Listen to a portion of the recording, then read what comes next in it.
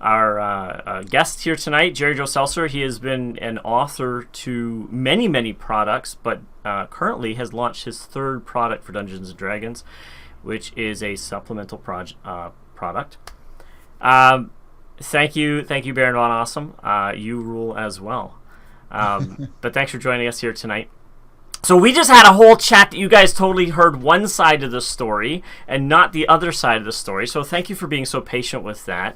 But you know, it might be stuff you want to hear again. So if you have any questions about anything that you heard me talking about but didn't hear the answer, we will definitely go over it again, because we're talking shop and two DMs can do that all night long. Oh yeah, for sure. So we were talking about the two books. The first one that I made was called Call to Adventure, and it was just a book of backgrounds. And because I thought when I got 5e and I really liked it, but I was like, I love these backgrounds, but there's not enough of them. I want more. And so I had made a book full of backgrounds.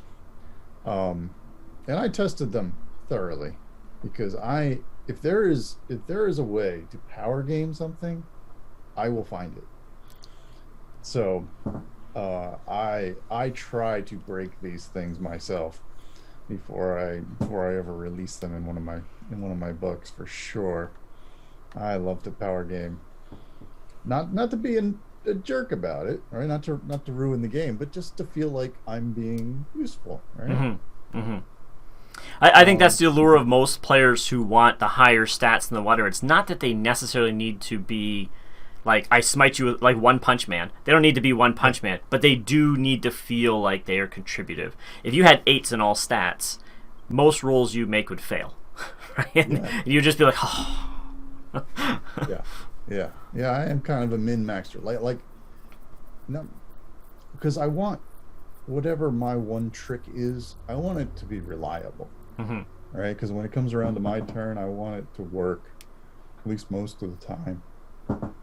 Now, when you created your past supplements and the current one, Unfamiliar, Release the Tiny Beasts, which is based off of creating furry little characters, like in your background, when you speak, you'll come up more to the fore, but you've got the cat character who I expect was doing a performance. Yeah, and this is the entertainer. I think that's hilarious on sort of like the meta of cats making noises. People usually want to kill them. I don't know if you thought of that when you made the picture, but that is a great question. I'm going to get back to that in just 1 second, though, Baron Von Awesome. So when you created these, and you just mentioned like you do work through the stats, the impact of whatever. Do you model the current, like you kind of have to on some levels, but do you model what's published in 5e currently, so that you can say, okay, so I know what power level we're kind of aiming for? Oh yeah, definitely. And so you would think I could just, so in Release the Unfamiliar, Release the Tiny Beasts, there's a spell called Liberate Familiar that has been making its rounds amongst the wizards. Now this spell would take your familiar and sort of break them from you, make them their own awakened creature, so they can go off and have their own life. Now, at first glance, you might think, well, why would a wizard do that? Why would I, this is my personal servant here. I don't want to like cast a spell and lose them. But over time, like, you start thinking like, now I feel a little guilty. Like I could release you and you could have your own life. You've been a good friend to me. Or maybe it's like peer pressure from other wizards, like, oh, you still have a familiar? So it's there's many reasons that they might cast it, but one by one they start releasing their familiars, and these little beasts go out into the world, and they're not just the animal, right? So they have one of these spirits, right? They're either celestial or fey or fiend. Mm-hmm. So that has some impact on what they can do. They all have a background of being with a wizard, but how did the wizard use them? Was it more of a combat oriented thing? Did they do book research for them? Did they just watch The Wizard's Kids? So there's like 13 different backgrounds as well for each of these guys. Now that could be enough. We could say, okay, well, great, now go be, a sorcerer or whatever. But they don't translate quite so perfectly because the core classes are designed for humanoids.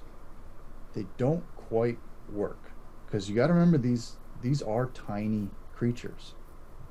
So they're smaller than a gnome. I mean, they're like, think of a cat. That's how big they are. Mm-hmm. They're not cartoon cats, and you can't just grab a sword or whatever. So just sticking them into one of the established classes didn't quite work.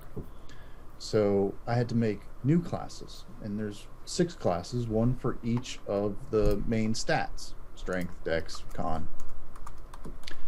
And they mostly reflect the similar classes that are in the D&D. So the Harbinger is very much like the cleric and like the druid, but with some changes to adapt them so that they work best for these familiars.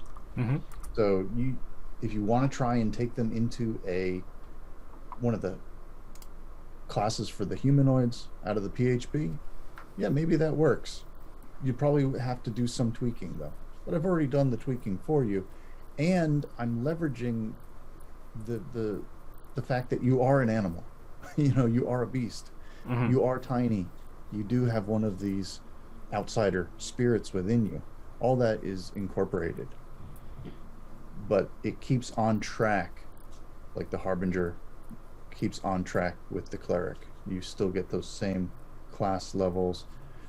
May call it something different. So instead of channeling divinity, you are flaring your spirit. Same sort of thing. Mm-hmm. So the framework you used to put this together, is it specific for familiars, or could you use it to create animal creatures that were not necessarily from a familiar background but somehow got intelligence? Is it only based on the 3 familiar types as a framework? If I look up Find Familiar, there are 1, 2, 3, 4, 5, 6, 7, 8, 9, 10, 11, 12, 13, I think. 13 animals listed. Mm-hmm. So I'm just wondering, like, as a framework, you can obviously take a framework and apply it to anything with a little bit of work. But from the design that you're presenting, how flexible is it? Well, I think there may be elements that you could use if you wanted to use this on an awakened creature. The backgrounds wouldn't necessarily apply because you weren't a familiar. Mm-hmm. And there's certain aspects to the skills that are leaning pretty heavily on the fact that you have this spirit type. Mm-hmm. So that you wouldn't have either. So there may be some things that you could use, but I would say it's pretty much a self-contained thing. Mm-hmm. This is for a creature that was a familiar and is no longer. Right on. I think that's interesting, and a lot of people that I've played with, they have a certain role play with their familiar, so this kind of takes it to the next step. Out of curiosity, just kind of a random curiosity I just thought about, there used to be, in a Dragon magazine, there used to be a spell series of you could like summon your familiar, and then if you created or found this other spell, you could make improvements on them, like I think 5 different improvements, increasing their intelligence and other things. Was any of that an inspiration for this book supplement? I think the inspiration was that I started drawing these animals with armor. I think that's where it began.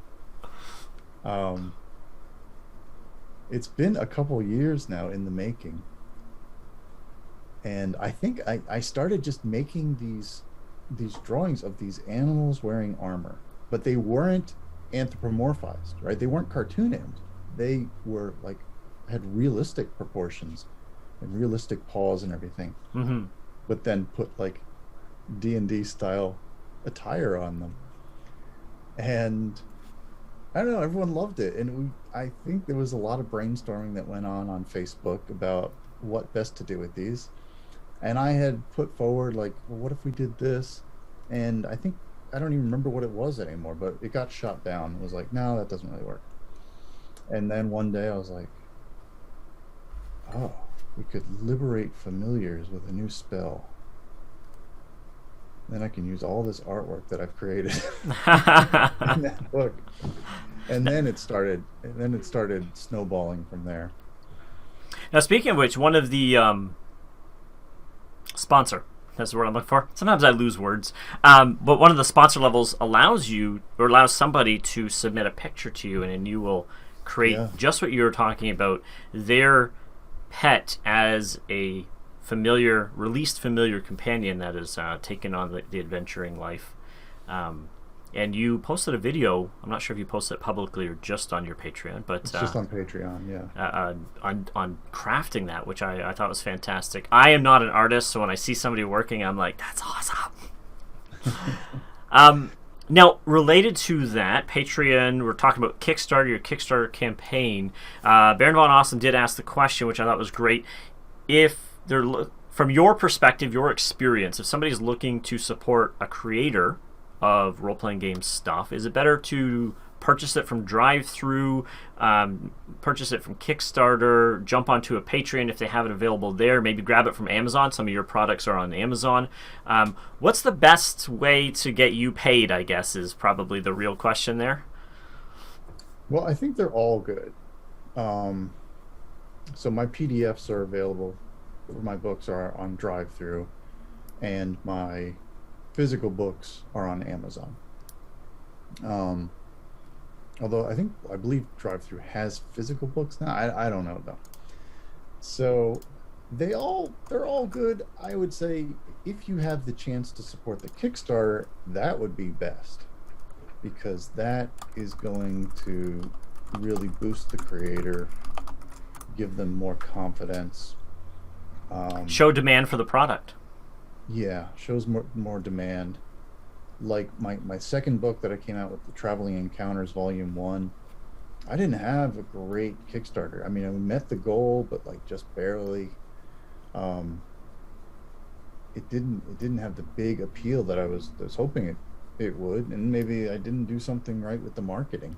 Mm-hmm. Like I said, I think I've sold more of that book through the current Kickstarter than I did when I released it on Kickstarter the first time, just as an add-on. So you never really know, but it does, like, psychologically, every time someone pledges on the Kickstarter, well, you get that serotonin boost. Like, yes, yeah, you put the alert on your phone just so you know. Oh yeah, I do. Yeah, I had to cover up my phone. They're still popping through now. Absolutely. That is fantastic. For anybody who is watching, the current campaign on Kickstarter has met the goal. So if you do pledge, there's no like, is this going to happen or not going to happen? But as Mitch just mentioned, it is a great way to show the creators that there is an interest, and sometimes, more than just the bare minimum to get it done. But like, I needed this much to make this a reality, and I got like 5 times that. That shows that there's a huge market of people looking to have the same kind of solutions that the author is, well, at that moment looking to present. So, as somebody who creates products, it sounds like, Jerry, you appreciate that. I know I definitely appreciate that. So, yeah. You could support it. The Kickstarter is great. Patreon also really good, because Patreon, it would be like something you can rely on, and you're much closer to your community there on Patreon. It's much more intimate, depending on how you do it. So I think those two are the best. Then after that, obviously, sure, buy their products. However, the other thing is, I don't know if everyone does this, but I know my books are cheaper on the Kickstarter than they will be on Amazon. Mm-hmm. I'm not sure. I'm not doing them at retail price on Kickstarter.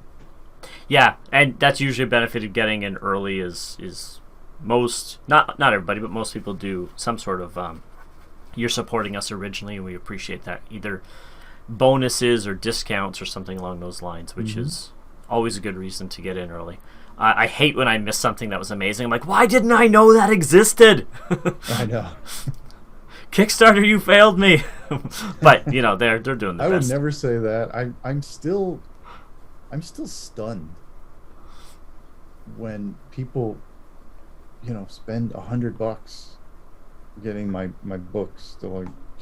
They get like the book and everything else, and I'm like, wow, like who has $100 to spend?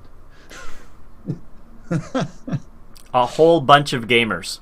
Like, I'm sure you've done checking into it. So one of the things I wanted to do tonight, to everybody who's listening or who will watch this in the future, and I ran this by Jerry as well. We want to talk about the book. Obviously, this is a Kickstarter. It's definitely impactful to Jerry for everybody to support the Kickstarter who finds the product would be interesting or that they could bring it into their game world.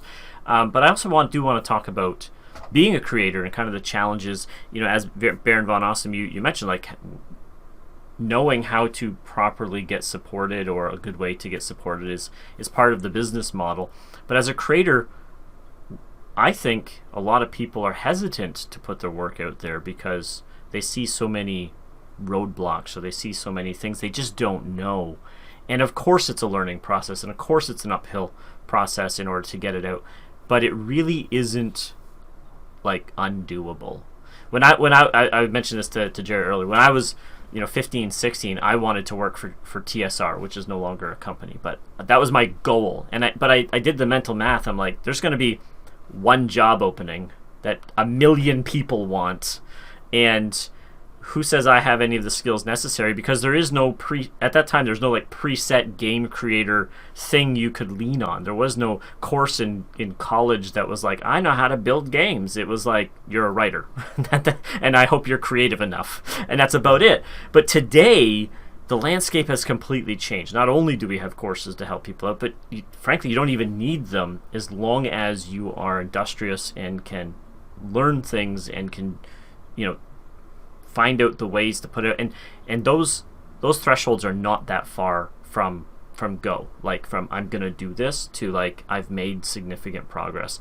It does take work, but you can self-publish. I mean, Jerry, is all of your work self-published, or it's so that's a tricky question because I owned a publishing company. Yeah. I learned all of this stuff the hard way. I've published hundreds of books, some of which I had no hand in, right? I wasn't the artist or the writer or the designer, just handling the business end of things. So I think you can self-publish. I don't know if I would even call my work self-published because there's no gatekeeper, right? So in that way, it is self-published. However, it meets all of the normal requirements that a publisher would want, as far as production quality and editing, and all that stuff.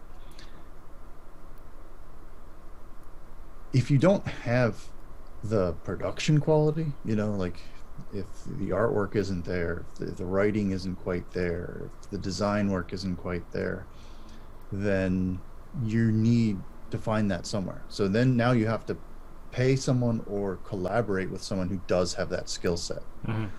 I just happen to have the skills required for these products.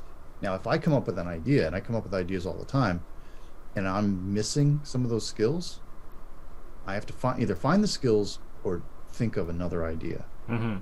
Right. Put it in your tickler for later at best. Yeah. Right.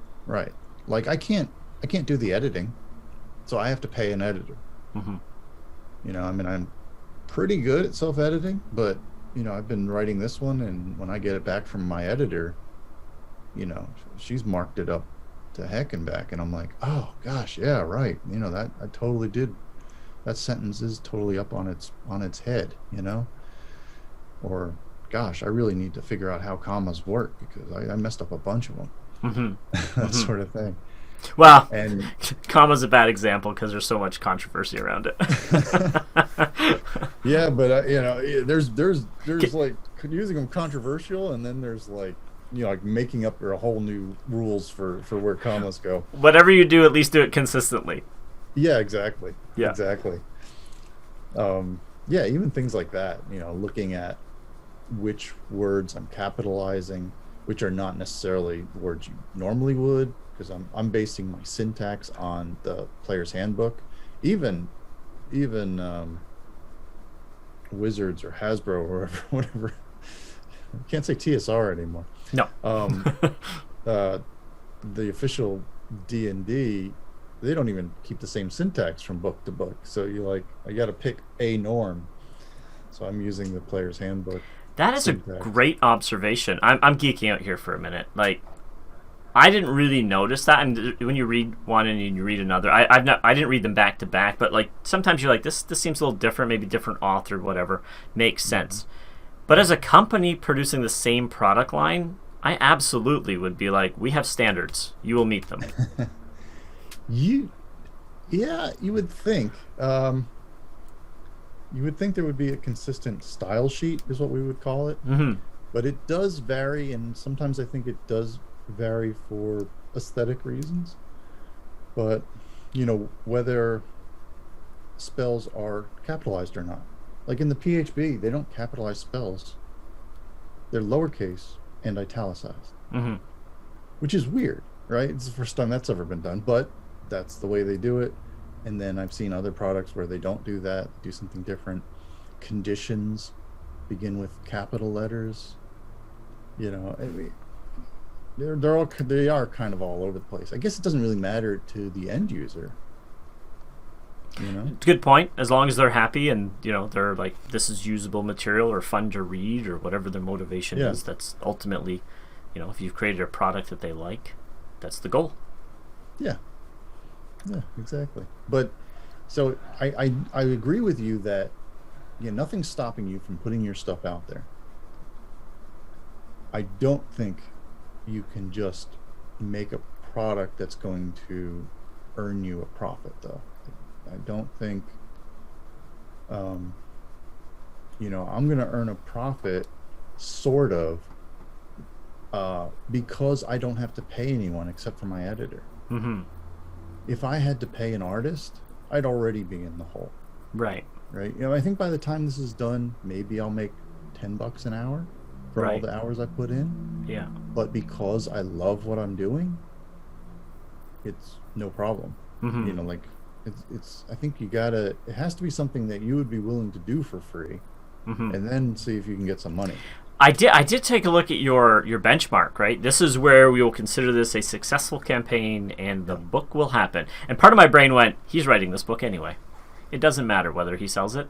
It's going to happen because he wants it to. And the second thing was like, that number is actually kind of low. If you look at people who have submitted a rule book, and you may not be doing a core rule book, but you're doing a reasonable, supplement. Book, yeah. I think the minimum is usually like 25 to 30, and so there's good. There's only good that you set yours where it is for all of your customers, right? Because it was just more likely to win, to succeed, and it did. Yeah. But I was like, wow, like that's awesome. But at the same token, I don't think most people would have set it that low, so that you've already hit the threshold. It would be, I think, I had set it.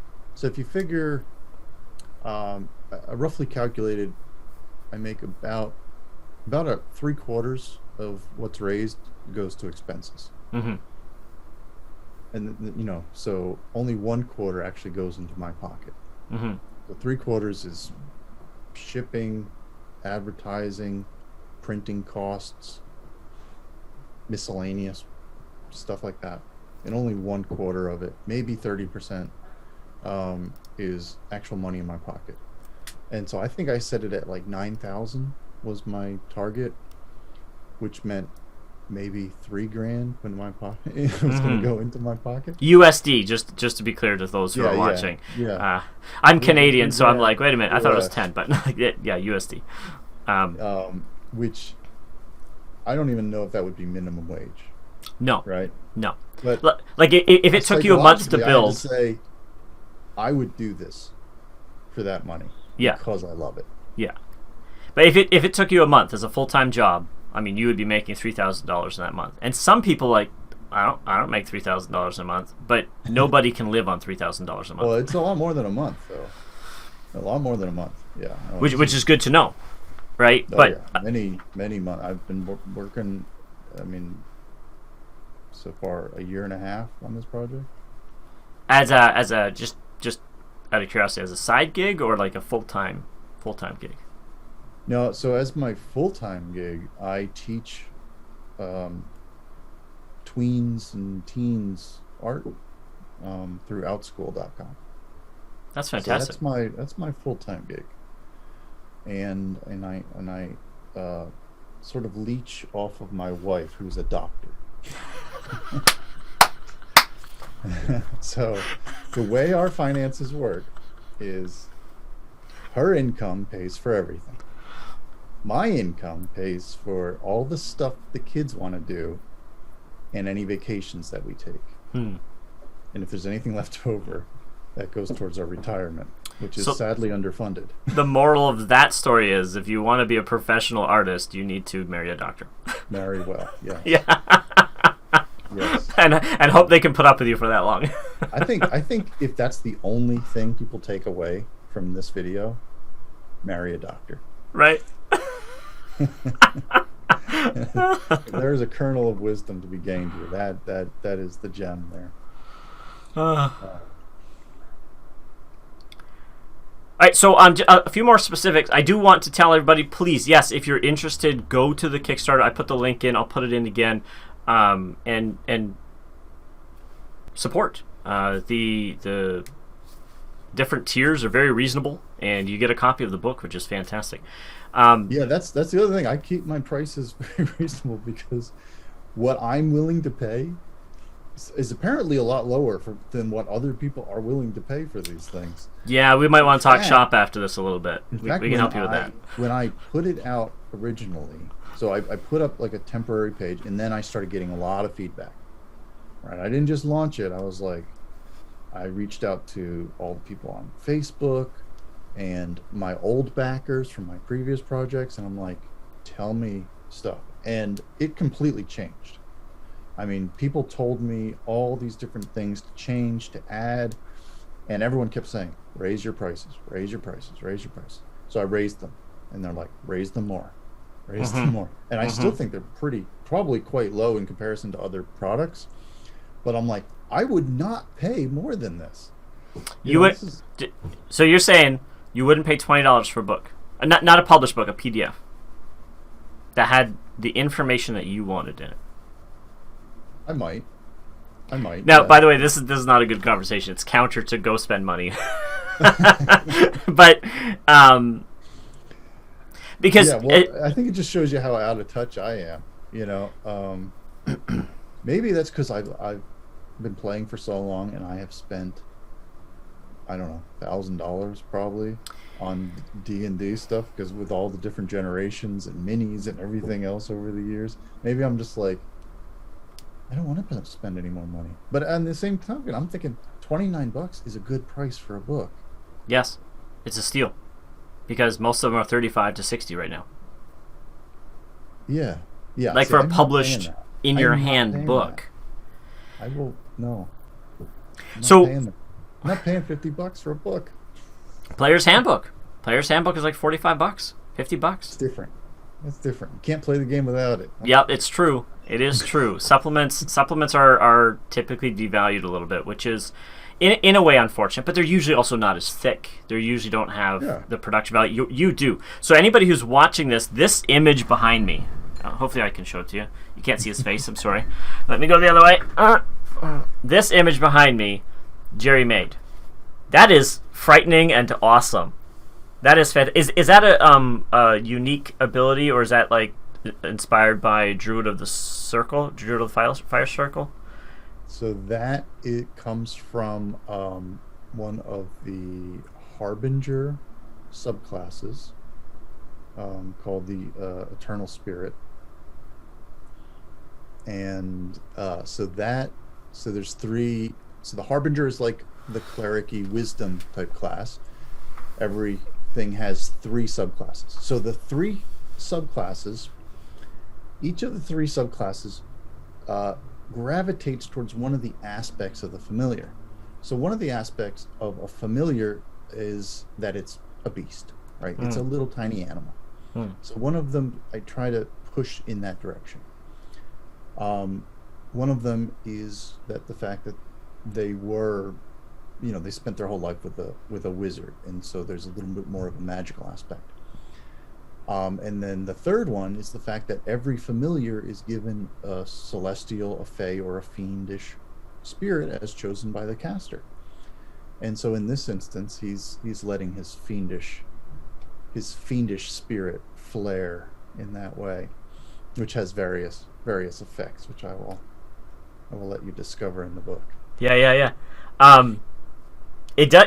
I just thought, remove the tiny beast part of that, and you may have just created reasonable rules to play a minor celestial character, not as a familiar, but like, you are a celestial. This is what can be developed because of that, and maybe apply the Harbinger class to not an Archon, but something like that. That's like a minor Archon. Yeah, you probably could. Yeah, Which, I'm definitely looking at it from a slightly different point of view. Yeah. And that was a unique challenge. That creativity is born from restrictions. And in this case, the biggest restriction was the fact these are tiny little animals, not people. You can't just grab a sword and start swinging it. They're tiny. They don't have the physical stats of a person. Mental stats, great. Yeah, those are up. Those are equivalent. But and some of them have pretty decent dexes. But strength-wise, even the strongest of these little familiars would be suboptimal for anyone going into melee. So how do we balance that out? How do we make them viable characters that can be in a party with the orc and the elf, but not be like just a little sidekick, but be a contributing member to the party? You could also like do a completely Submariner. All the familiars are fish and octopus and stuff. And it would be okay because they could breathe and possibly have dark vision or blind sight or whatever. That'd be an interesting take on the game. Yeah, and there's been a couple calls for that, and I'm like, no, I've never played in such a game. So the octopus is out. There's a crab, because crab can breathe on air, on land as well. But yeah, I left out the fish and the octopus. that was just no. Yeah, I suppose you have to relate on some level to get the creative juices going. So yeah, exactly. Yeah, I gotta get my mind there. Somebody can take what you've taken and bridge it over to what they feel is reasonable. Oh yeah. You could easily adapt one of the existing animals. So that's the other thing, though, is like weasel. Just for an example, it's not just like weasel and then here's three types of weasels. No, a weasel is in the genus of mustelids. So instead of weasels, it's mustelids. So then you got like weasels, badgers, and otters. So we're expanding in that way. And then instead of just a rat, well, it's a rodent, right? That means that you could also be a squirrel. I was going to ask you, which of the unfamiliars is your favorite, and why is it the flying squirrel? I didn't even think of flying squirrel. I'm totally adapting. I'm going to be like that. We're doing put in flying squirrel. But yeah, that's interesting. Gosh, yeah, I don't know which one would be my favorite. I mean, they're all adorable. I don't know. It looks like we're going to hit 1,000 backers by the time this is over. That's fantastic. And that means we're going to hit that stretch goal, which is dogs. This was shocking to a lot of people that dogs are not an option for familiars. Apparently, people have a lot of people have homebrewed dogs. Yeah. But dogs are like small or medium sized, and they don't, and they can like attack and stuff. They didn't really fit the qualifications of a familiar. And people were like, "You don't have dogs?" Like, no, dogs are not an option. So we made it a stretch goal, and now they're going to be in there. Now, looking at the available options for familiars, it kind of makes sense that dogs were not included, even though, because most of these are small. Dogs might even technically be small. I think they might be medium, though. Dogs are small. They're either small or medium, depending. Like a Mastiff is a medium sized. Right. Or, a regular dog would be like small. But the familiars are tiny. Right. So, tiny. But based on that, yeah, I'm kind of surprised Owl is in here, because some owls are not massive, but they get big and powerful, right? But stats are not necessarily real life interpretations. They're rough approximations. All the familiar species, like if they do damage at all, it's 1 point. Yeah. Like -2. It's like 1 -2, minimum of 1. Mm-hmm. Mm-hmm. So yeah, dogs. So there's going to be some balancing in that. They're going to have less of those balancing aspects for the dogs. So they're going to have the 3 sub races for dogs will be the tiny dog with the lap dog, the small dog, which will be herding dogs like a collie or something like that, mm-hmm. and then the war dog will be the big one. You saw the video of George the war dog, mm-hmm. which was one of those reward levels that someone bought to put their own pet into the book. Those mm-hmm. sold out. I only allowed for 5 of those. Space being at a premium, I'm sure. Yeah, like I can only fit so many extra stuff in there, and 2 of them at least. I haven't heard from 2 of the backers, but 2 of them are like memorials. So like someone's cat died. Yeah. And they're memorializing this cat in the book. And then someone's rat died. And so we're memorializing their little blonde rat in the book. So it's like, that's quite a, I got to put a lot of care into these drawings. What is the most epic version of this animal to you? Okay, I'll draw that. Yeah, really. Because, like, again, this one behind me, I think this is a fantastic picture. This is wonderful. Thanks. If that was my rat, I'd be like, that's cool. You can do that. Yeah. Well, that's a weasel, actually. Yeah. That's not the rat. That's the weasel, but yeah, no. Well, they had. I think the rat's going to end up in the entertainer subclass, or the entertainer class. It'll be an illustration of one of the subclasses, because that's the way that they viewed his personality in life.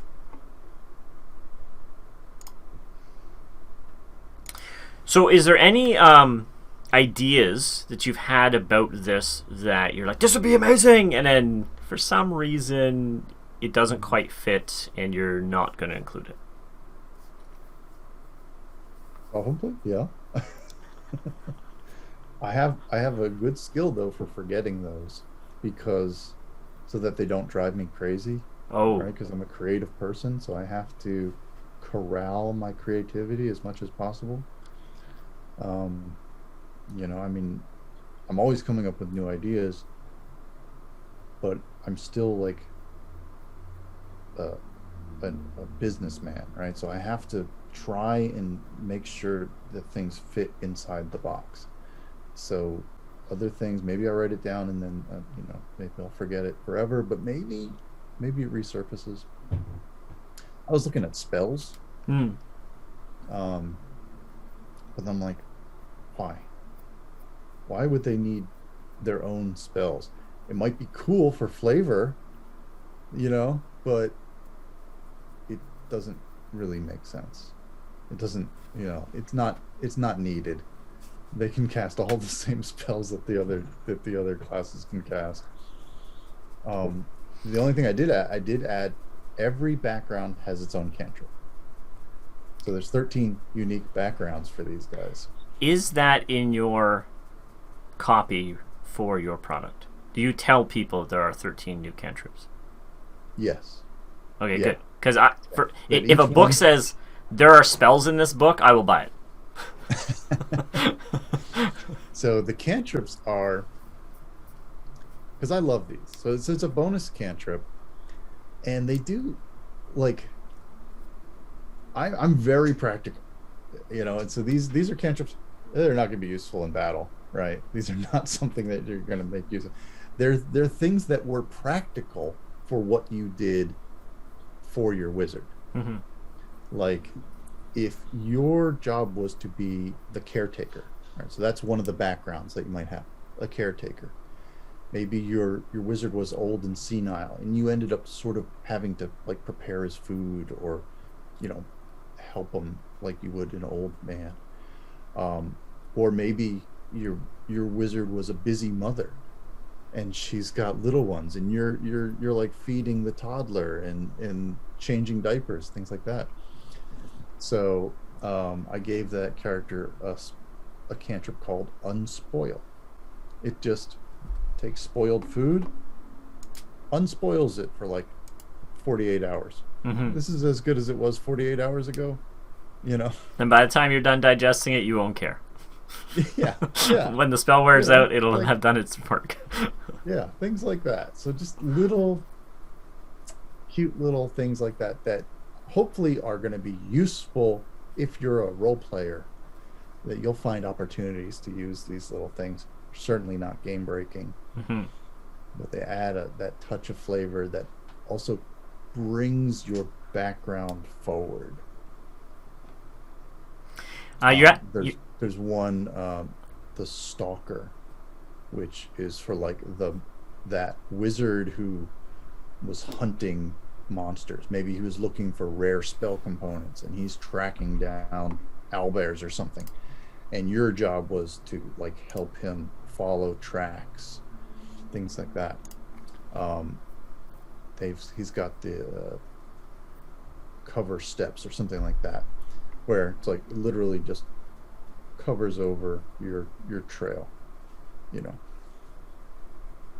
Simple little spell, that but was, something that you could see a wizard wanting their familiar to have so that they could better serve them in that capacity. hmm that's actually exceptionally useful because tracking's very useful to hunt down your enemies. You obviously don't want to be tracked in kind, and I know many players who would be like, I would take wizard for that spell.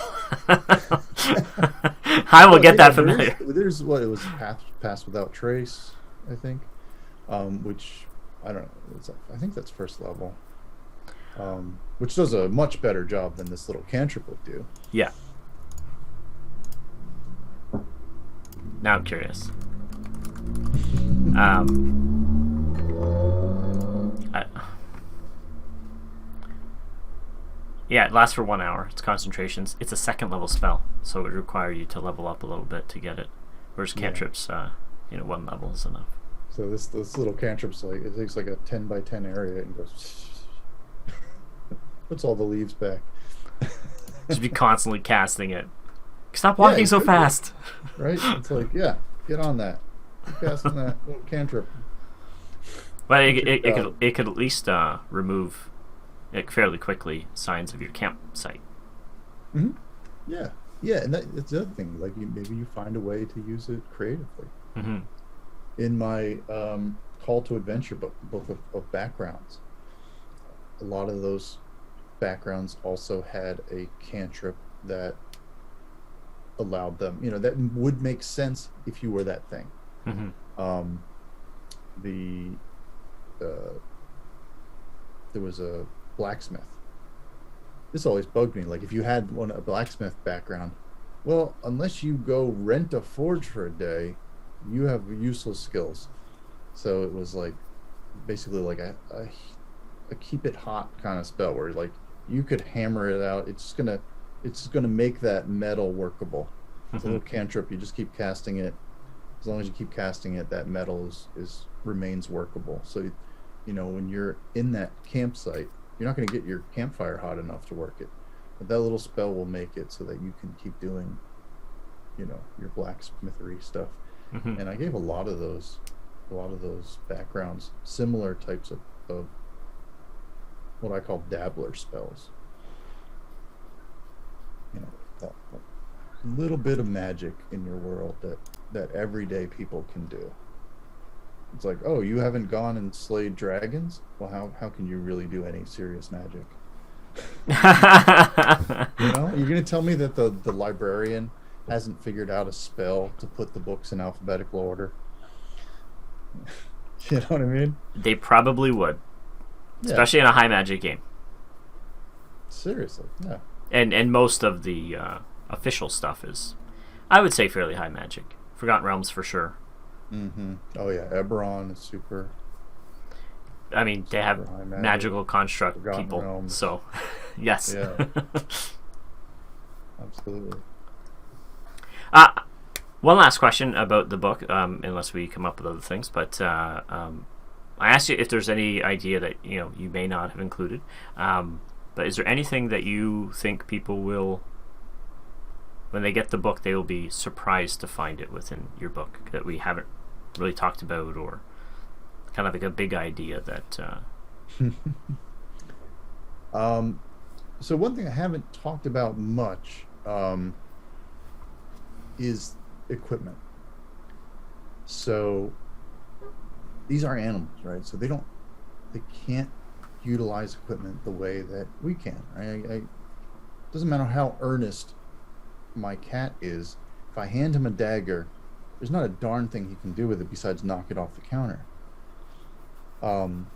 So in the tiny equipment chapter, which I really haven't talked about, there are examples of how clever smiths might have adapted equipment so that you could use it. So imagine, there's like little rings, and now he can stick his paw through it, and almost wearing that dagger like a bracer. Or how you would adapt armor to their little bodies so that they can still move, and backpacks, things like that. So I think that's going to be like, oh yeah, like you see me putting it into the artwork, but like when it comes up, like, wait, can a turtle use a shield? Those kind of things. But I think that's going to be, people are going to go, oh yeah, this is why we need this book. You can't just, the regular rules don't necessarily apply to this. I need some sort of guidance on how to make equipment work for my squirrel. My owl. I think they had to do some of that when they decided to create equipment for dragons as well back in Council of Wyrms. You mentioned that dog is your stretch goal, and it's a pretty good chance you're going to hit it. Yeah, do you have a stretch goal if you do hit dog to kind of tantalize people with, and why should it be monkey? It would definitely not be monkey. I think a monkey is too close to a person. Like you just have too many advantages. It's almost too relatable.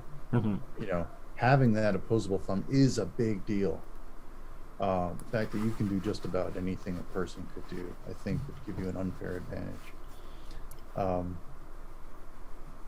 So I do know what the stretch goal is. I haven't told anyone yet, but it's so right now, I guess we'll breaking news here.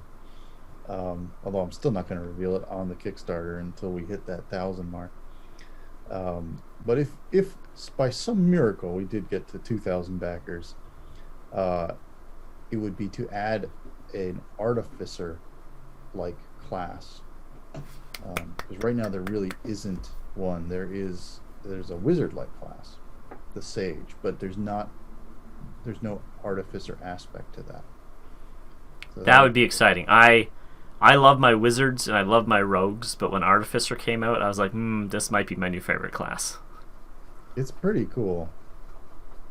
I've played with a couple people, and sometimes it seems broken. Seems a little OP. I have heard that feedback, but I've only played one to about 6th level now. So far, not really. I think if, from what I've seen, had the DM gone against them properly, it has some glaring weaknesses, I think. But I think unless the GM exploits them, it can seem a little overpowered. Adding, you get that second attack. You're adding your int bonus to things, to your attack and damage. That's not a whole lot different than warriors adding strength or rogues adding dexterity. They can still get to 20. They can still get the +5. The only real advantage that I see is ranged in regards to, their physical attacks. But again, bows can do what guns can do, and they don't even need a gun. They can use a bow.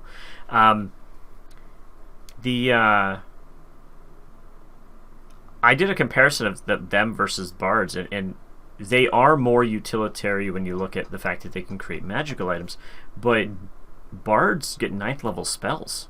Like, they rank up hard. They can cast almost every type of spell. They can help their teammate with the superiority die or whatever they're called for bards. They are a great class for supporting a party, and I dare say even more than an artificer, which is painful for me because I don't like bards. It is strange to think that, you think of like the original bard, William Shakespeare. I don't know if he was the original, but he is the bard. He is the bard. That is true.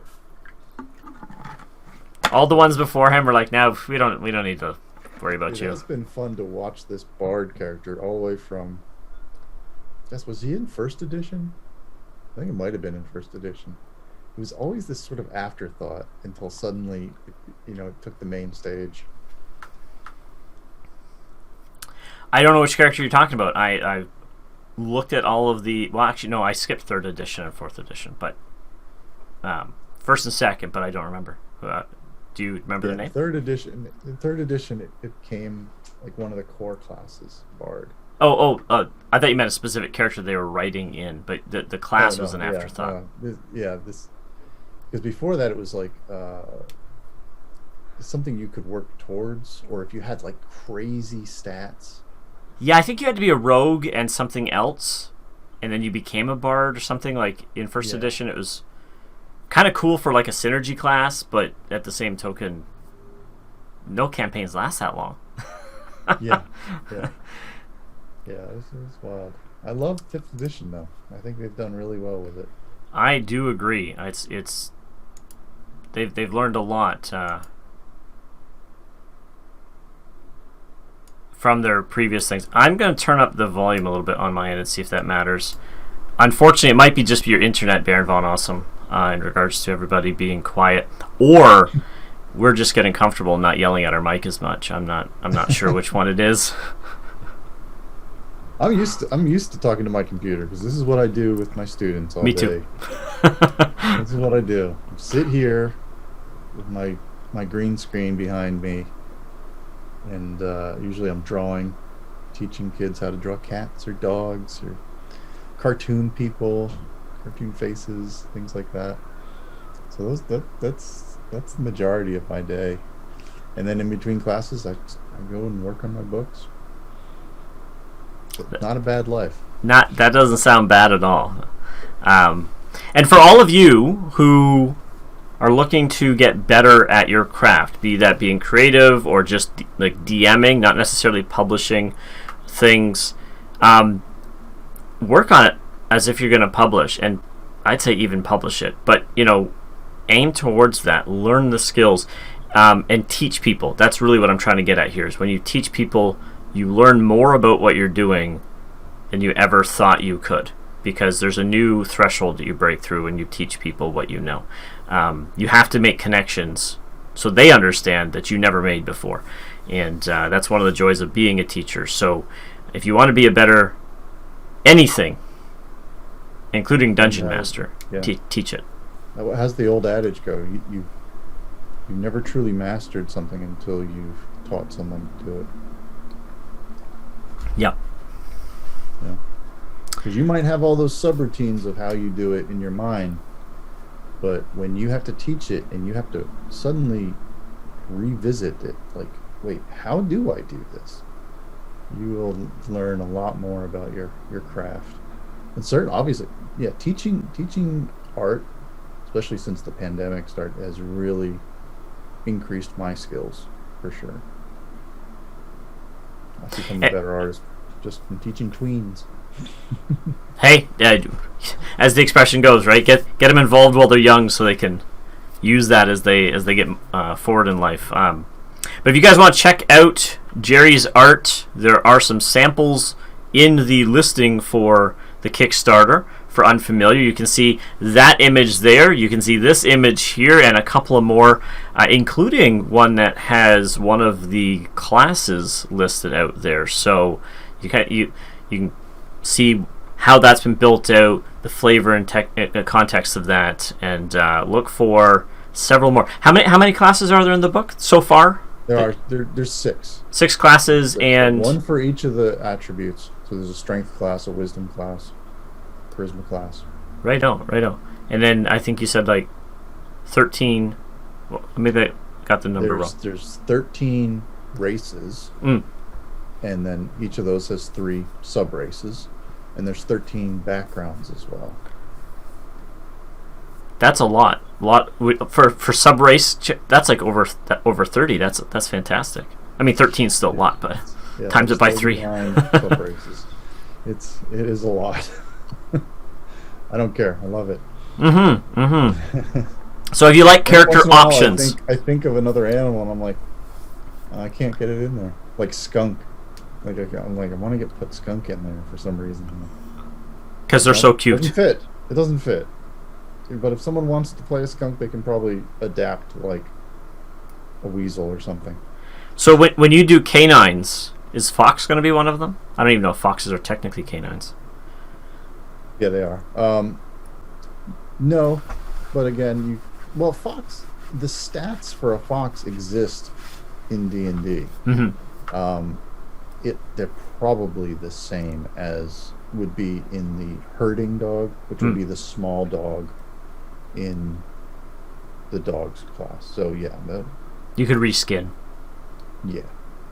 Not. In fact, it might even include fox in the wording, because like I have weasels in there, but under weasels, so there's mustelids is the race, and then there's badger, river otter, and weasels, but weasels includes ferrets, martens, minks, sables, weasels,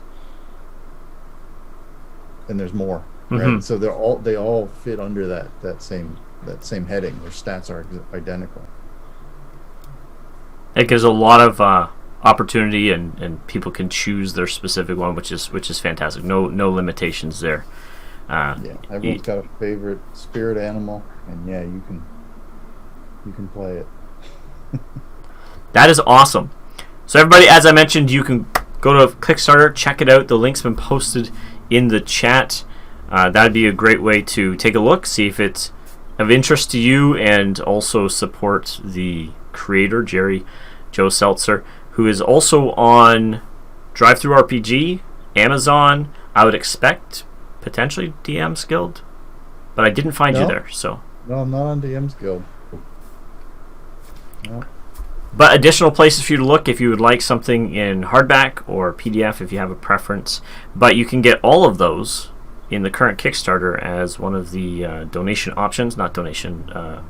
Add-on. Yeah, the add-on options. Getting the proper vernacular might help. Anyway, so they're all there, so you can choose the one that best suits you, and go ahead and make that happen. I really appreciate you doing the interview, Jerry. I'm happy to talk shop or whatever, continue if you'd like, but I'm out of questions, unless there's something you would like to show us or reveal. No, I think that covers it. Any more than this, we're going to bore people. They need to go roll some dice, is what they need to go do. Absolutely. Start a game. For us, it's like 9 at night, but that's not too bad. You got a couple hours left. So have a great night, everybody. We will call it here. And thank you all for joining us tonight. It's been a pleasure to do this. Thank you again, Jerry. And when you do your next launch, by all means, give me a call. We'll do this again. Can't wait. Awesome. Thanks, everybody.